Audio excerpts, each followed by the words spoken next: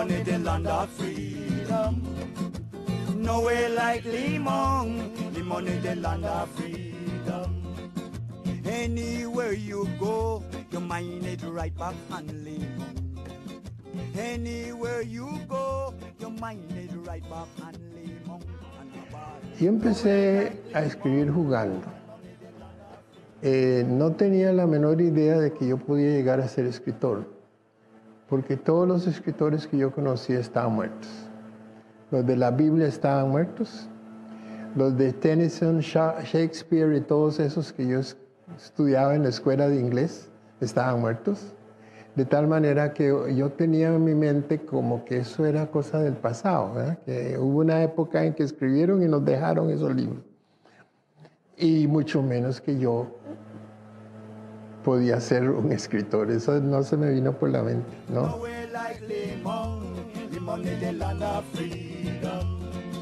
In the fiesta time, the people them are coming from all about.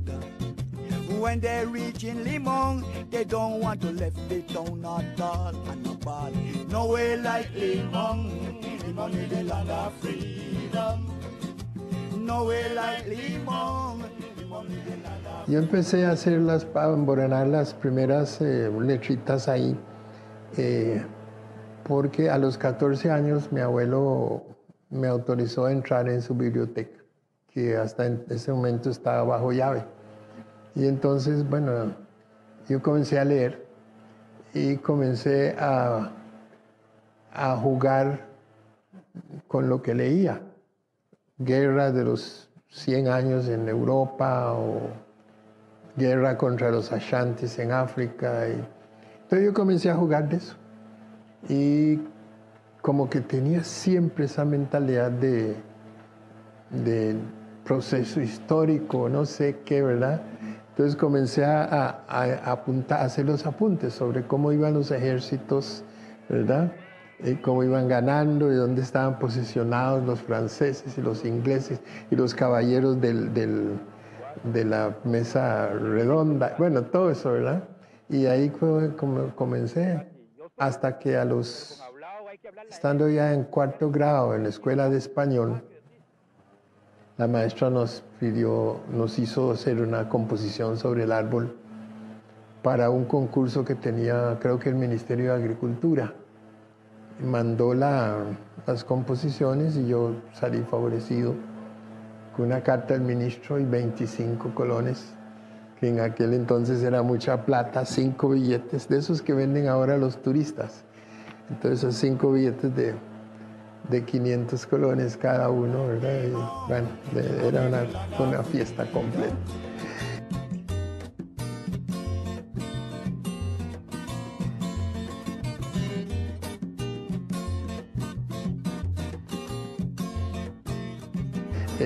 Cuando llegué a San José, bueno, tuve mucho estímulo de la maestra doña Mireya de Sánchez, pero sobre todo cuando realmente me di cuenta que podía hacer algo en serio, fue en el Liceo Costa Rica Nocturno. Yo comencé a hacer artículos en el periódico estudiantil, teníamos un periodiquito estudiantil, pero resulta que tuve este profesor, don Abdulio Cordero, que no me dio en primer año, no me dio en segundo y volvió a tocarme en tercero sería, ¿verdad?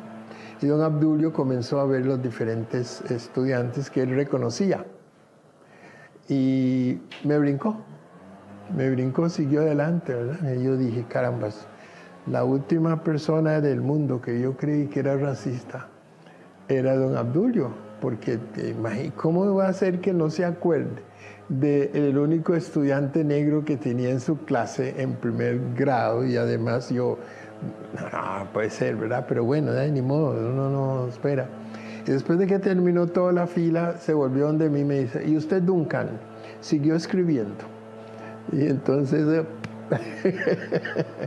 a partir de ahí, entonces yo dije, bueno, de ahí parece que sí sirve, que sí puedo ser escritor. I've been to a festival, me and me melodious band, they were having bacchanal. They were happy to see the Calypsonian, yeah, yeah. One day I've been to a Bueno, yo me festival. desarrollé en la Universidad Nacional, Me and me en mi alma mater. melodious band. Yo entré cuando estaba la universidad transformándose de escuela normal a escuela superior, a Universidad Nacional. Me tocó ser dirigente estudiantil, ser primer presidente fundador de lo que hoy es la FEUNA. Al principio era el gobierno estudiantil, pero luego también lo transformamos en federación. Me tocó ser representante estudiantil en la comisión ad hoc que creó la Universidad Nacional. Ahí participé. Luego estudié en la Universidad Nacional, en la Escuela de Literatura, en el IDELA. Y después fui profesor en la Universidad Nacional. Llegué a ser director de IDELA, miembro del Consejo Universitario, bueno, 2 veces, uno como el representante estudiantil, pero después elegido ya como, ¿verdad? Entonces, sería muy difícil que yo de mi parte dijera que la Universidad Nacional no diera las oportunidades que uno esperaría o que hubiese algún tipo de discriminación. Sí es verdad que yo he observado un problema, pero un problema estructural. Había más gente negra estudiando en la UNA cuando yo estudié. Y hubo más profesores negros, profesores y profesoras negras, trabajando en la UNA cuando yo trabajé ahí. Ahora, y eso es en general en todas las universidades públicas. La otra vez, hace unos años, estuve conversando con un equipo de la UNED y les estimulaba a que hicieran una investigación a ver qué es lo que pasa.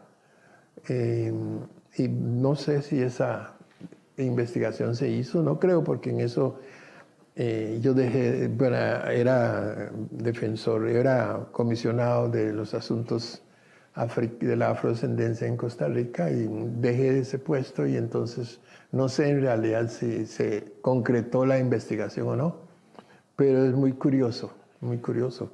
Pero no tengo argumentos para decir que esto es por un problema de exactamente discriminación, ¿verdad?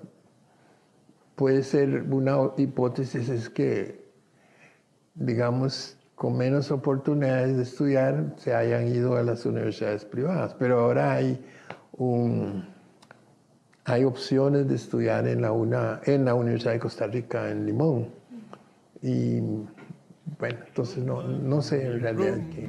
Mi rumba de Cahuita, oye mi rumba, pero baila la rumba. Oye la rumba, mi rumba chiquitita. Oye mi rumba de Cahuita. Oye mi rumba, pero baila la rumba, rumba de Cahuita. Oye mi rumba, mi rumba, mi rumba, mi rumba, mi rumba. Bueno, yo entré al IDELA como estudiante, estaba estudiando y luego me postulé para la dirección de IDELA. En ese momento no gané porque resulta que después de que tenía todo el apoyo, de repente metieron otro candidato y los que supuestamente me apoyaban se volcaron, ¿verdad? Y un colega me dijo, no retire su candidatura, manténgase ahí. Si usted se mantiene ahí, va a llegar a ser director de IDELA. Y, está bien, es un hombre de experiencia, le hice caso y de verdad participé y perdí por supuesto. Un tiempo después, el director renuncia. Y la misma gente llegó a buscarme otra vez para que me lanzara. Y bueno, en ese momento lancé y gané. Una vez ahí adentro me di cuenta que lo que pasa es que estaban cerrando el IDELA. O sea, había ya decisión del Consejo Universitario, ¿verdad? Lo único que estaban haciendo era investigando para tener la justificación para cerrar el instituto, ¿verdad? Y yo dije, no me la hacen. Entonces comencé, por un lado, a dar a conocer todas las publicaciones. Por ejemplo, los libros de Jacobo Schifter y otros colegas de Lidela que publicaban. Y entonces le preguntaba, ¿cuál es la otra unidad académica de la UNA que tiene tantos profesores que tengan tantas publicaciones, ¿verdad? Comencé a tratar de rescatar las plazas que habían. Fundamos, ya el repertorio estaba, entonces traté de reestructurar el repertorio, que me costó, todo un pleito, ¿verdad? Para que modernizarlo, ¿verdad? Porque no podía seguir siendo el formato que había en el tiempo de don Joaquín. No, una tontería. Fundamos la revista Temas de Nuestra América y además de eso, un simposio anual, Joaquín García Monge, para reflexionar sobre la situación a nivel nacional. Comenzamos a fortalecer la licenciatura y a consolidar la institución. ¿Y por qué? Porque desde siempre yo considero que ese instituto es necesario, es totalmente necesaria dentro de la estructura universitaria. Da la opción de una formación interdisciplinaria y en investigación. Y entonces, por supuesto, sigo pensando que el Lidela es totalmente necesario. Como dije un poco en el discurso de los 50 años, que dije la Universidad Nacional siempre necesaria. Bueno, pienso que el Lidela también, siempre necesario. Rumba de Cahuita, oye, mi rumba, mi rumba, mi rumba, mi rumba, mi rumba, rumba de Cahuita. Bueno, digamos que podríamos dividirlo en algunos ámbitos, digamos. Por supuesto, el primero es el de escribir, ¿verdad? Los ensayos, bueno, el libro Negro en Costa Rica, que fue escrito con don Carlos Meléndez, y que resume muy bien dos ámbitos. Uno, mi compromiso con Limón, con la cultura limonense, pero sobre todo mi compromiso con lo afro-costarricense, afro-caribeño y afro en general. Yo comencé con cuentos sobre Limón, una canción en la madrugada, por ejemplo, es el primer libro con sello editorial. Pero el gran paso adelante se dio con este libro, con don Carlos Meléndez, en el que ya hubo ese compromiso con la historia, con la cultura limonense. Y eso siguió adelante, digamos, con libros como este, de Anansi, ¿verdad? Que son cuentos folclóricos, cuentos del folclore limonense, que también fue muy importante, digamos, en mi carrera, precisamente el compromiso con Limón y con su cultura, ¿no? Y después, bueno, la carrera de ficción en general, ahí hay bastantes libros, ¿verdad? De novelas. Bueno, los últimos dos son estos un libro de cuentos que se llama El Señor de Chocolate, y este es la última novela, Los Raíces Vivientes. Y ahora viene un texto que voy a lanzar el 10 de septiembre, que tiene que ver con el criol. Entonces es un libro escrito primero en criol, luego en inglés estándar y luego en español. De tal manera que el mismo libro, es una edición trilingüe. Primero lo escribí en criol, después los traduje al inglés y después los traduje al español. Y eso se llama Dem tel mi sé, o sea, me dijeron que. Eso va a ser el próximo libro. Entonces eso, digamos, completa dice la trayectoria literaria. Y hay otro libro que está en ciernes, es el libro uno que se llama Las Madres del Pueblo, donde entonces combino todo eso, porque son relatos en ese estilo que yo he desarrollado últimamente, que es una novela en relatos, que ya me llevé una vez regañado de uno de mis profesores, porque según dijo, es que o es novela o es cuento. ¿Cómo hacer una novela en cuentos? ¿Verdad? Pero resulta que yo he venido desarrollando eso. La persona puede perfectamente tomar cualquiera de estos episodios y leerlos aparte, y es un cuento y se basta por sí mismo. Pero todos encadenados, al final es una novela. ¿Verdad? Es un estilo que yo me he desarrollado. Esa no es original, hay otros que lo han hecho.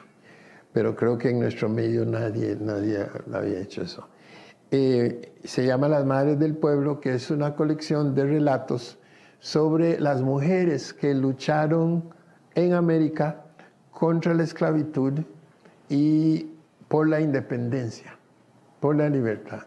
Y hay muchas, eso no se menciona ni siquiera en el IDELA, ahí no mencionamos esas mujeres heroínas que lucharon por eso, ¿verdad? Por ejemplo, qué sé yo, Juana la Avanzadora. ¿Quién ha oído hablar de ella?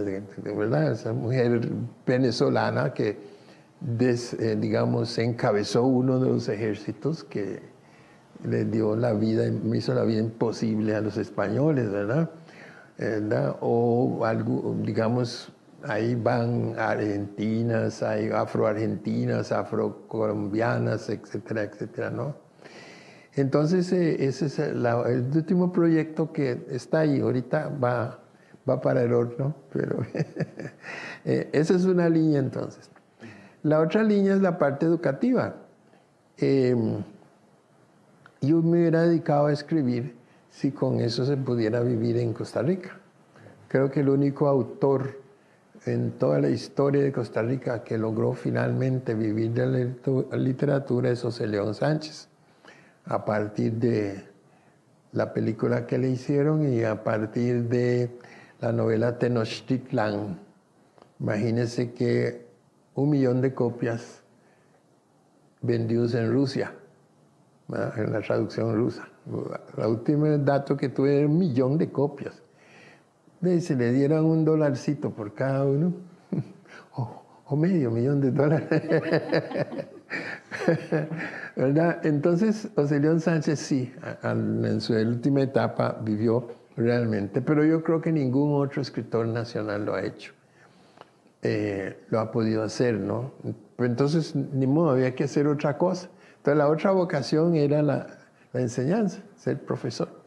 Y entonces ahí yo trabajé en la secundaria, ¿verdad? En varias secundarias.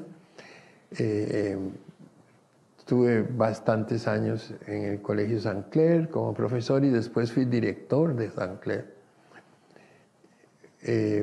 Después estuve en la Universidad Nacional, fui profesor y después director del IDELA, etcétera, ¿verdad? Y después en el Colegio West College de Escazú, donde también fui profesor y director, ¿no? Y en todas esta carrera que combiné muy bien con el inglés, muchos de esos cursos que di fue en inglés. Bueno, los de la UNA no, aunque trabajé un ratito en la Escuela de la Literatura también con inglés, pero básicamente en la secundaria me tocó privada, entonces me tocó dar muchas lecciones, no necesariamente de inglés, sino estudios sociales en inglés, historia en inglés, etcétera, etcétera, ¿no? Entonces, yo considero que también ahí en esa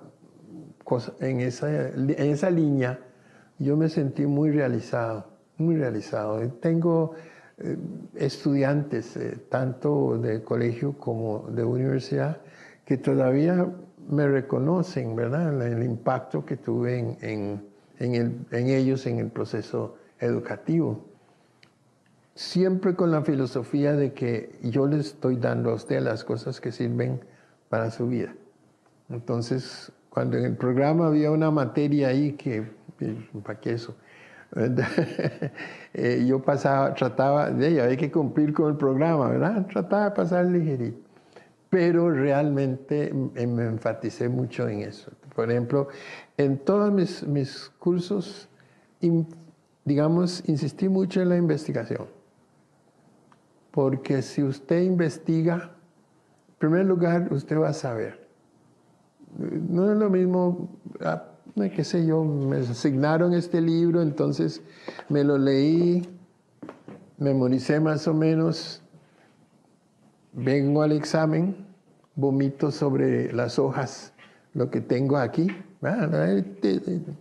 y ya, qué dicha, me salí de esto. Y salgo por ahí, me hacen una pregunta y no tengo la menor idea de qué me están hablando. El libro que estudia, ay, sí, ese libro, ¿cómo era? No me acuerdo de nada, porque solamente lo hice para cumplir con el requisito académico. Yo siempre insistí mucho de que la gente investigara, que comparara, que discutiéramos, ¿verdad? Y que viéramos cómo eso podía tener alguna repercusión sobre mi vida como persona, como profesional, que fuera real. Yo insistí mucho en eso.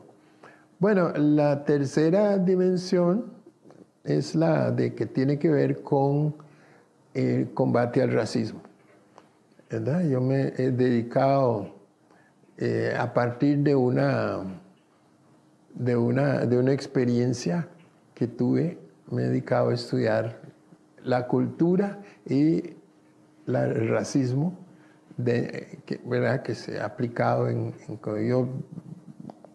Roger Churnside, un amigo, un colega de aquel tiempo, estudiante éramos, llegó y me dijo, van a dar una charla sobre el negro en Costa Rica ahí en un pequeño local que el Ministerio de Educación, no estaba de Cultura, tenía ahí en la Avenida Central. Vamos. Y yo dije, pues, está bien. Y cuando llego me dice, siéntese aquí, lo cual no dejó de molestarme un poquito porque me está invitando, yo vengo y me está diciendo dónde tengo que sentarme, ¿verdad? Pero bueno, beneficio de la duda, me senté donde me dijo. Y cuando los profesores de la UCR comenzaron intentaron comenzar a dar la charla, Roger levanta la mano y dice, perdón, profesor, es que van a hablar del negro en Costa Rica, yo no veo ningún negro sentado ahí. Y entonces el profesor dijo, bueno, no, comenzó a dar una explicación, pero entonces varias personas en varios lugares del lugar, ahí me di cuenta que él había sentado la gente estratégicamente, comenzaron a levantarla, sí, yo soy de Limón, chino.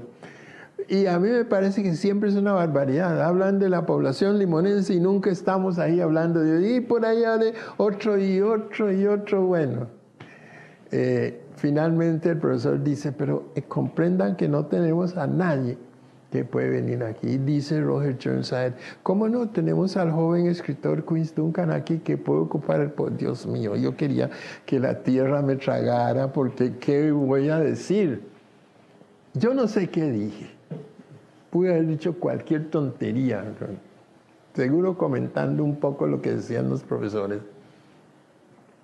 Pero ahí me hice una promesa.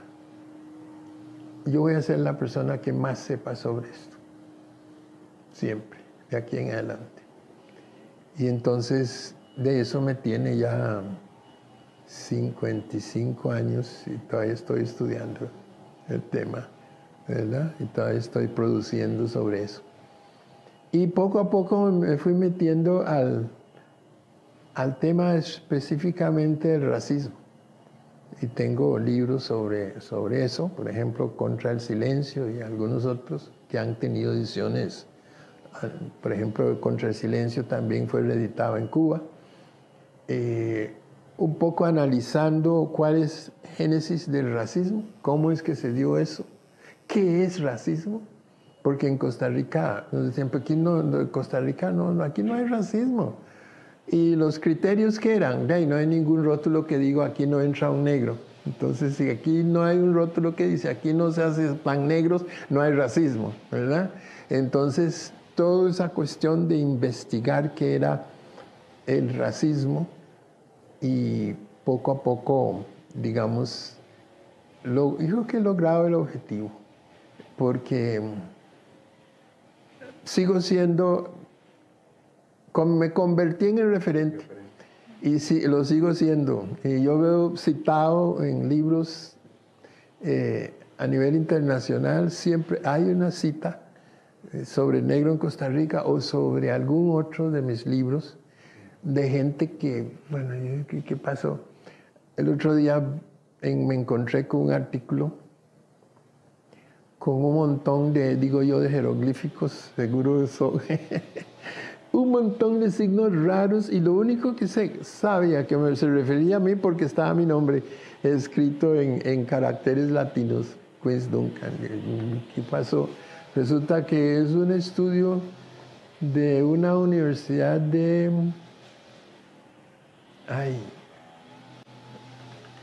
no sé, Dinamarca no, Groenlandia o Islandia, o uno de esos países, ¿verdad? Con un idioma que me imagino que solo ellos saben. Y están analizando mi obra literaria. Y bueno, yo no sé qué es lo que decía el artículo. Me imagino que debe ser algo bueno, pues llegaron hasta aquí a buscar la obra, ¿verdad? Entonces, ese, digamos, sería la tercera dimensión, digamos, a lo que me he dedicado en estos años.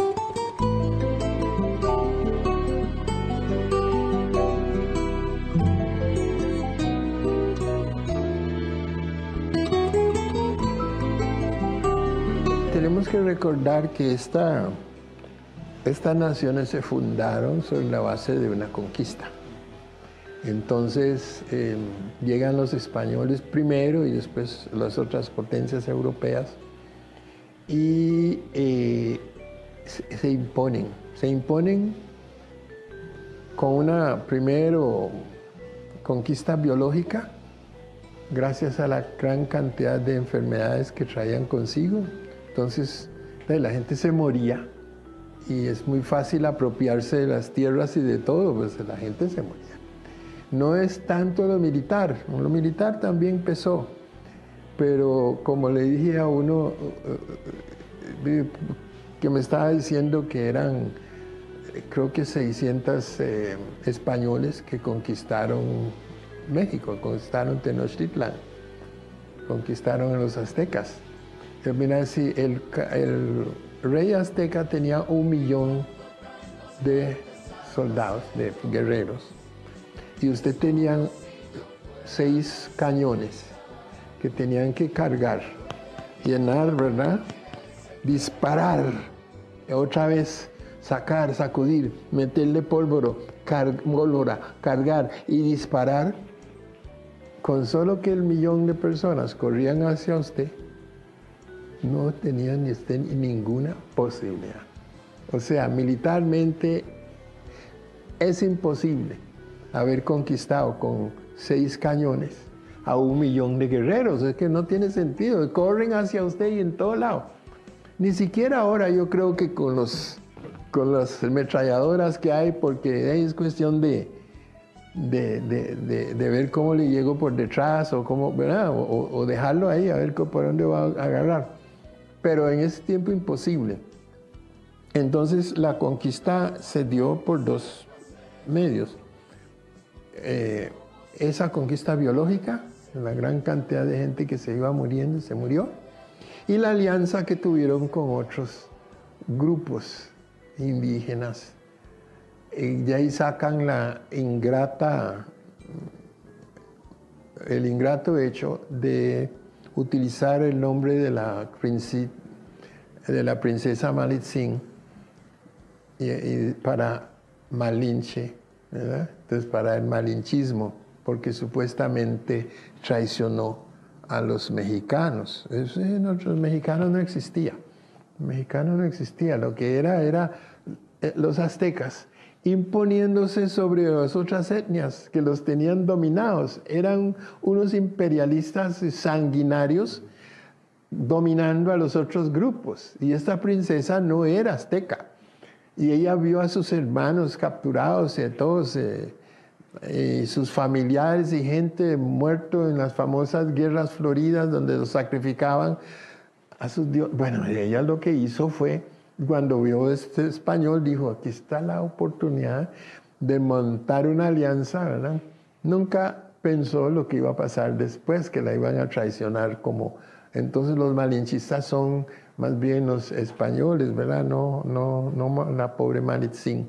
Bueno, entonces ya usted tiene una división ya entre la población. Los españoles se imponen y van fundando castas, ¿verdad? Entonces las diferentes castas, ¿verdad? Entonces poco a poco van introduciendo también la población africana y montan toda una estructura donde están los españoles y ahí para abajo van los tercerones, los cuarterones, los mestizos, los negros, los indígenas, etc. Ahí tiene usted otra división, ¿verdad? Entonces la gente de aquí abajo comienza a ver la posibilidad de mezclarse, y los españoles también, para poder subir en la gradería social, ¿no? Y viene toda la cuestión de la esclavitud, la ley de vientre. Ahora mismo tengo que dar una charla un día de estos y estaba revisando todo eso y viendo cómo hacia finales de la colonia los mestizos, ya con el gran orgullo de ser herederos de los españoles, pero mestizos, mulatos, eran también dueños de esclavos.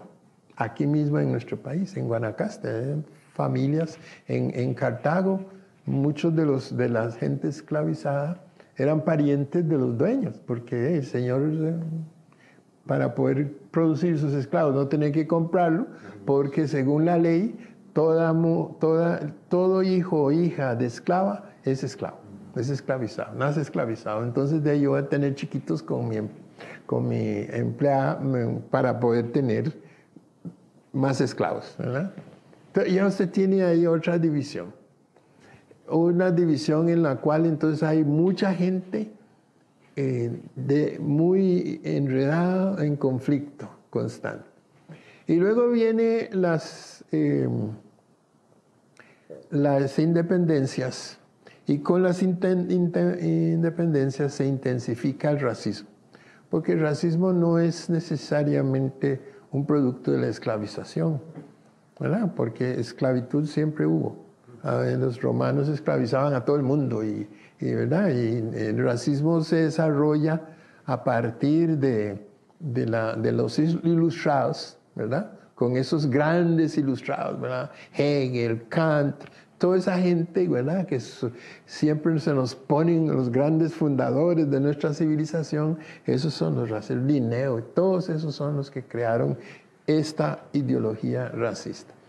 Entonces, y los estados nacionales de América Latina absorben eso, pero es que les quedó, ¿verdad? Porque entonces empiezan a inspirarse en Francia, etc. Entonces siempre hablan de cómo se inspiraron en Francia para la libertad y a luchar, pero sí, no dicen que también de ahí tomaron las ideas racistas. Vea usted el caso de Haití.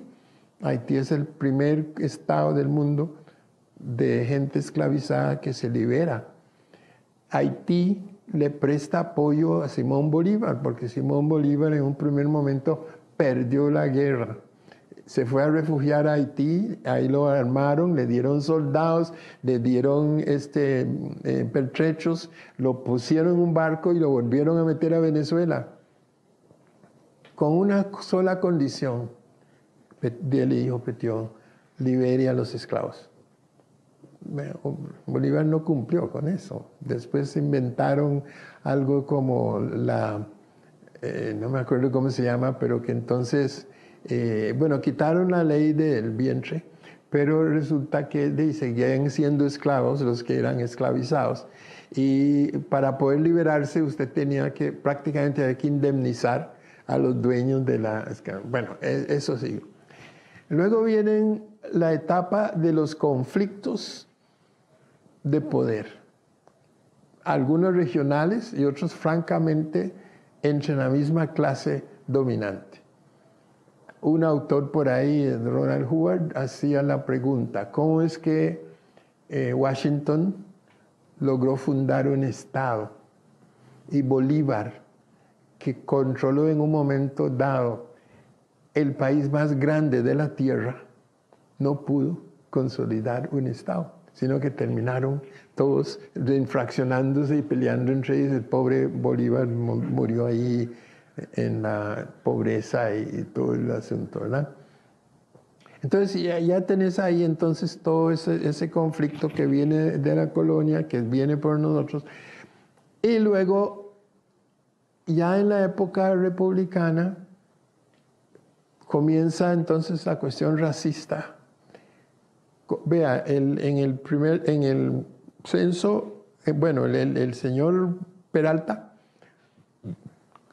María Peralta, que es Manuel María Peralta, que es fundador de la diplomacia costarricense, en un artículo que publica en Le Globe de París, hace todo el recuento y pone que hay 17% de población negra en Costa Rica a la hora de la independencia, 17%. Poco tiempo después publica un libro donde desaparecieron los negros. En esas nuevas estadísticas que él no dice ni habla de los blancos católicos, de los europeos que ya están aquí, alemanes, etcétera, etcétera. Y unos chinos, dice, y el resto indígenas, ya desapareció completamente la población afrodescendiente, ¿no? Ahí están las huellas, hay lugares, la Virgen de los Ángeles, la imagen que aparece en la zona de los Pardos, la Puebla de los Pardos en Cartago. Que los pardos eran indígenas. No, los pardos esconden entonces toda la herencia, ¿verdad? Juan Santamaría. Un borramiento total. Sí, Juan Santamaría, un mulato. Usted va todavía a Guanacaste y usted va a encontrar nombres, Cananga, por ejemplo. Y hay un montón, pero Cananga, por poner un ejemplo. Cananga es un lugar de Guanacaste y es el nombre de una ciudad que todavía existe en África, en el África Central, creo que en la República Democrática o en Tanzania, que es la zona de donde trajeron hace más de 500 años, 300 años antes de los de Limón, de donde traían a la población negra. Entonces, esos conflictos son estimulados. La insistencia que usted no es igual a usted no es igual al otro, usted es diferente al otro. Toda la marginación que hemos hecho también contra los indígenas, no solo negarlos, sino, todavía el día de hoy, quitarles las partes, poca tierra que les quedó, les estamos quitando e incluso matando en Costa Rica, y ni qué decir de otros lugares de América Latina. Entonces, es muy difícil una convivencia como quisiéramos. Costa Rica lo ha logrado durante un tiempo, un breve espacio, después de la guerra civil del 48. Yo siento que hubo un pequeño momento donde el costarricense tuvo claro, gracias a movimientos políticos que tenían un proyecto país. Y hubo un esfuerzo, ¿verdad? Y de verdad, durante un tiempo Costa Rica prosperó y bueno, fue el tiempo de la fundación de las universidades, la caja del seguro social, un montón de cosas, o la extensión del seguro. Ahorita ya estamos... Y todo viene de los huelgas bananeros, ¿verdad? Sí, sí. Y todavía, ahorita estamos otra vez viendo para atrás, ¿verdad? Porque el presidente actual es un ejemplo. Mucha gente dice, es que ese señor tal por cual y no sé qué. No. Lamentablemente así es una gran parte de nuestro pueblo. Así es una parte de nuestro pueblo actual. Y esa violencia, esa intolerancia, no se puede hablar, no se puede disentir sin que eso sea un resentimiento, ¿verdad? No se puede, yo no puedo pensar diferente a usted a menos que esté dispuesto a que, bueno, usted deja de ser mi amigo porque usted piensa diferente a mí. Inclusive, y ese viejo que es mi papá, ni vuelvo ahí porque tiene unas ideas diferentes a los míos, ¿no? Y vemos a la gente matándose. Y por supuesto, pues ahora tenemos la penetración del narco, ¿verdad? Y de todo lo que eso significa. Estamos en una guerra. Pero bueno, yo soy optimista. Pienso que un optimista incorregible.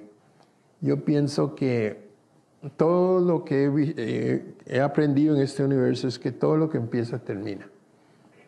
¿Verdad? Por eso digo yo, si sé cómo que empezó y dónde empezó, creo que va a terminar. No nada de estos sociales eternos. Puede ser que ya yo no esté aquí para ver el final, pero va a haber un final. Lo mismo pasa con el racismo.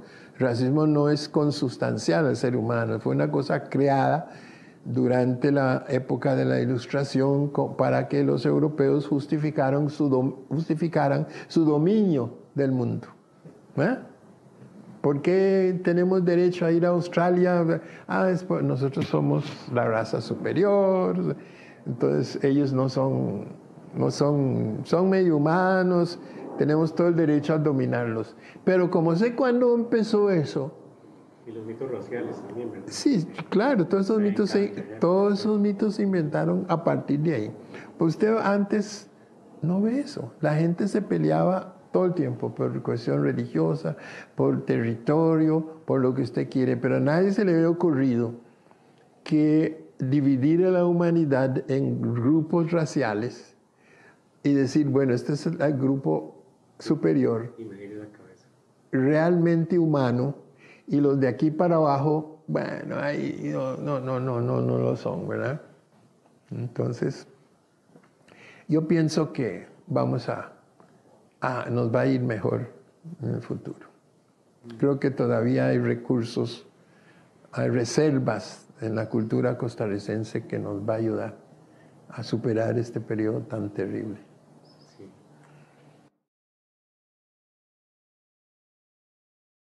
Etiquetan según un estereotipo, según una visión de mundo muy fregada, y entonces a partir de ahí usted es un paria, usted es lo que sea. El avance de las derechas en el mundo es una realidad que no podemos negar, pero igualmente yo pienso que la humanidad es como pendularia. Yo estaba en Honduras cuando eligieron a Obama, presidente de Estados Unidos.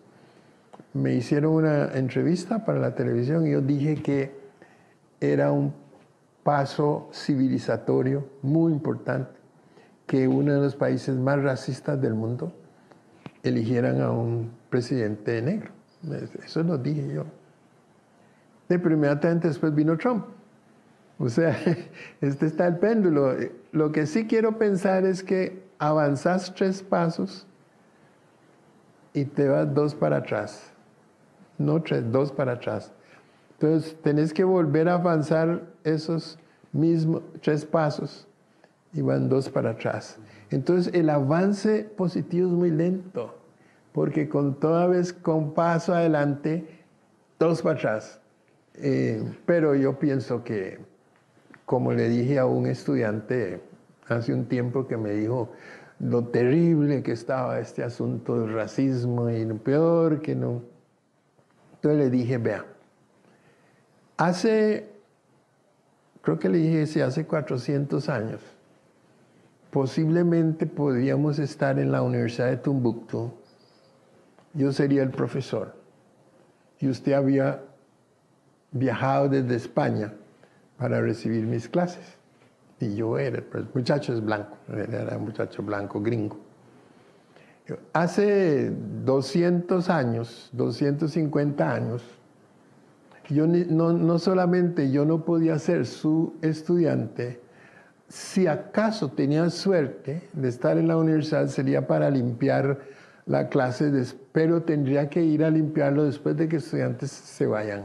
No podía ir a limpiar mientras usted estaba. Yo tenía que llegar ahí a limpiar y por la puerta de atrás entrar, hacer la limpieza e irme.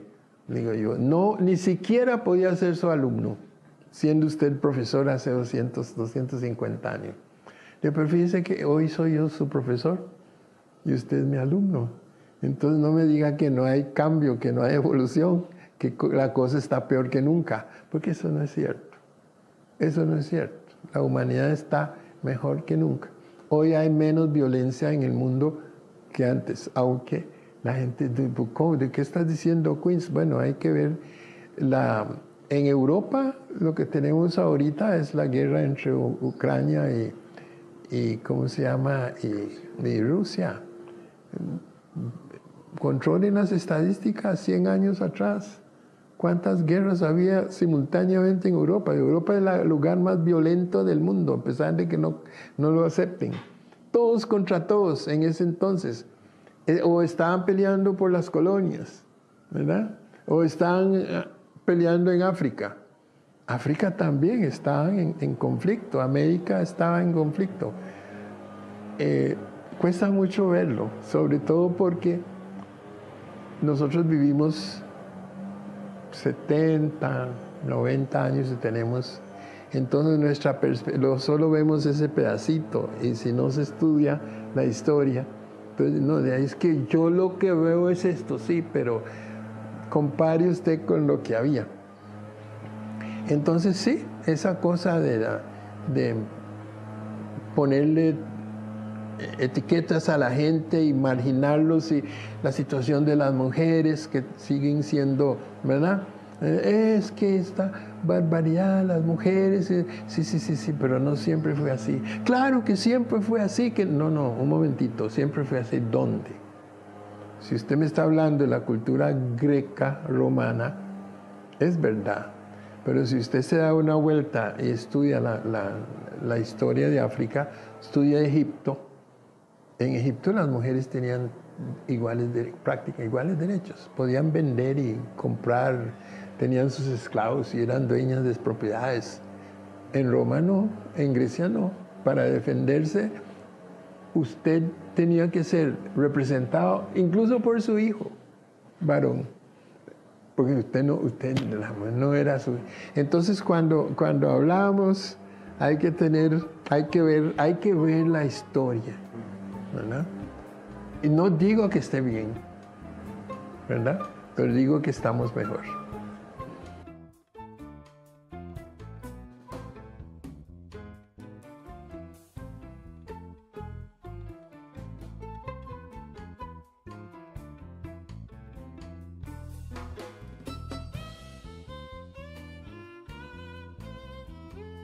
Bueno, es difícil, pero hay que seguir luchando, publicar, tratar de hacer actividades donde se conozcan. Le digo que es difícil porque, por ejemplo, después de una lucha que dimos hace unos años, se logró incorporar a la lista de obras para leer en secundaria. Después del último pleito que tuvimos sobre Cocorí, ¿verdad?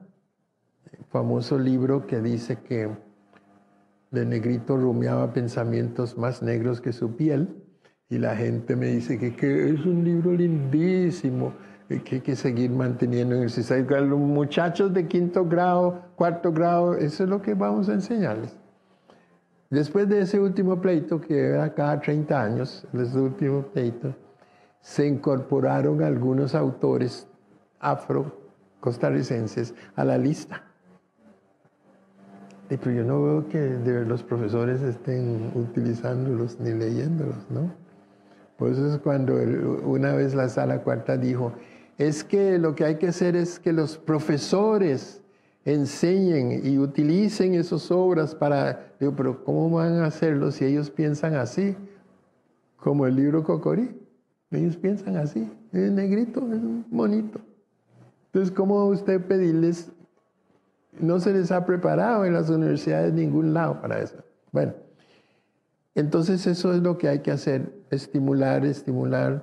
Yo les agradezco a muchas personas como usted. Digo yo muchas porque en la literatura usted tiene una presentación, le llegan 30 personas y es una multitud, ¿verdad? Es una multitud. Entonces, ya hay... Puedo pensar en 10, tal vez 12 con usted, que están estudiando la literatura o ya han estudiado. Hay tesis en Costa Rica, hay estudios en Costa Rica, hay gente inclusive como Carla, ¿cómo se me olvida el nombre el apellido de Carla? De profesora de la UCR en San Ramón. Y otros que realmente se han estado especializando en el tema. Entonces, esas personas son los que pueden ayudarnos a que se dé a conocer en la literatura costarricense, en la medida en que logremos estudios. Por supuesto, dentro de las limitaciones que eso tiene, ¿verdad? Yo, con mis presentaciones de libros, yo siempre trato de hacer una convocatoria muy amplia y insistiendo a la gente de que compren el libro y que lo lean. Yo no puedo quejarme. La verdad es que mis obras se va a buscar y muchos están agotados desde hace mucho tiempo. Bueno, otra cosa es que no los reediten, pero ya es otro pleito, ¿verdad? Pero resulta que con esto termino. Yo voy manejando a vacaciones y me pasé un poquito de velocidad y me para un tránsito, ¿verdad? Y yo dije, ups, pucha, sí, vengo más de la cuenta, que ni modo, ni siquiera voy a discutir nada, ¿no? El tipo se acerca, cédula, licencia. Empieza a revisar. Don Quince Duncan, ¿usted es Don Quince Duncan? Sí, señor. Ay, no me diga. Yo he leído un libro suyo y empieza a contarme. Y yo al principio dije, farsante este. Pero no, era evidente que conocía los primeros cuentos, una canción en la madrugada. Bueno, termino y dice, bueno, vea, don Quince, usted venía un poquito rápido. Le digo, sí, me descuidé. Me dice, bueno, váyase, cuide su velocidad. No hubo parte.